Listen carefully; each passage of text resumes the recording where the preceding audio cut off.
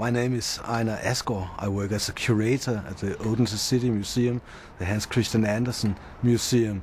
And right now we are sitting in the street next to the house where Hans Christian Andersen was born in 1805.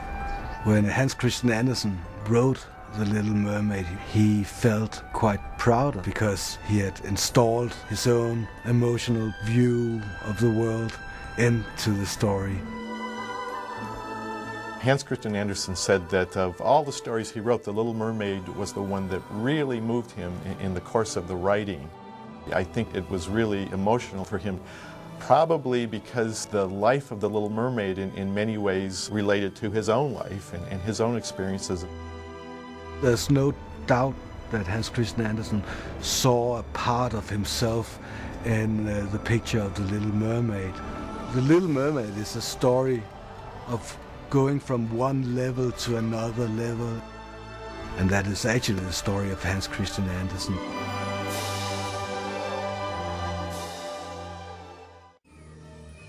One of the strongest themes, I think, of Andersen's story is this theme of yearning for a world that you are not a part of. When Andersen was born, Odense was a small city. Hans Christian Andersen's parents were absolutely poor. But in Odense there was a theater, and Andersen, he had a longing to this theater and the theater life. When Hans Christian Andersen was 14 years old, he decided to leave Odense in order to get to Copenhagen and search for a career at the Royal Theatre there. He aspired to be famous, to be successful, to be accepted, to be loved, all those things.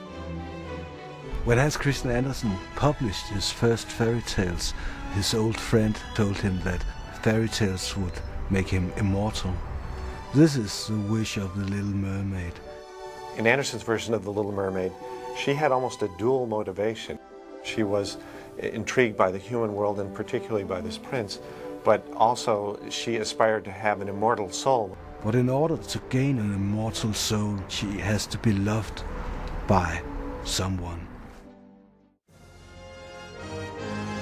One of the big set pieces in the Andersen story is really this rescue of the prince. In the Andersen story, there is a convent on this sort of cliff above the beach, and there are girls from the convent that then come upon the prince, and that scares the mermaid. She dives off into the water, and one of the girls from the convent is the person that he really feels like is the one that saved his life.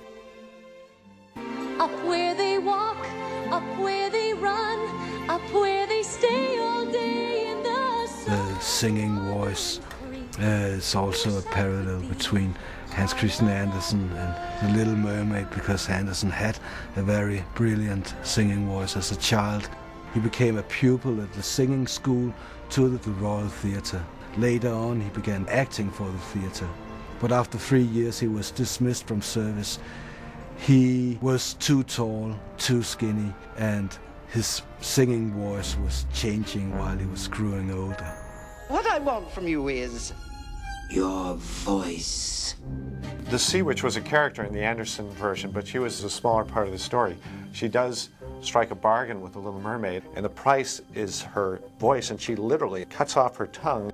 She, in her excitement about becoming human, rushed off to land without knowing the consequences of her deal with the witch, and it wasn't until she actually opened her mouth to speak to this prince that she discovered that her voice was the price she had paid. Certainly one of the big themes in Hans Christian Andersen's Little Mermaid is this idea of self-sacrifice and what you have to go through, what you have to give up for love. She has to give up so much that you really feel for her and what she's going through. In the Hans Christian Andersen version, even though she gets these beautiful legs, it's painful to walk on them. And I think this certainly relates to Hans Christian Andersen himself. The pain of love that the Little Mermaid suffers was a pain that Andersen suffered throughout his life. When Hans Christian Andersen wrote The Little Mermaid, he was 32 years old, and he had 2 love experiences, but unhappy love experiences. Although Hans Christian Andersen climbed the social ladders and got his education, he was a sort of misfit in Copenhagen. His love was disregarded because Hans Christian Andersen was a full-time author and he was very poor. He did not belong to the elite of society. The same thing is going on in the fairy tale of the Little Mermaid. She cannot say to the prince what she feels. She had to be silenced with her love.